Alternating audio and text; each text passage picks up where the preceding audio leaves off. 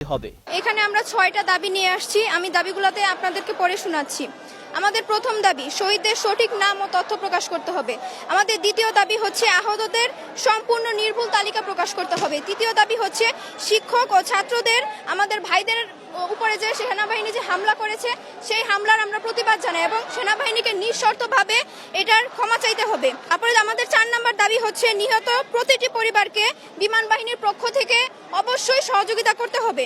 আমাদের পঞ্চম দাবি হচ্ছে সেনাবাহিনীর ব্যবহৃত ঝুঁকিপূর্ণ পুরনো প্লেনগুলো বাতিল করে আধুনিক প্লেন আনতে হবে।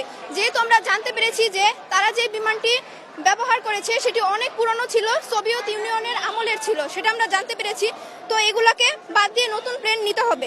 তারপর আমাদের ৬ নম্বর দাবি হচ্ছে বিমান বাহিনীর প্রশিক্ষণ পদ্ধতি ও প্রশিক্ষণ কেন্দ্র পরিবর্তন করে মানবিক ও নিরাপদ ব্যবস্থা এটাকে প্রশিক্ষণ করতে হবে। আমাদের এই ৬টি দাবি পূর্ণ না হওয়া পর্যন্ত আমরা রাজপথ ছাড়ব না।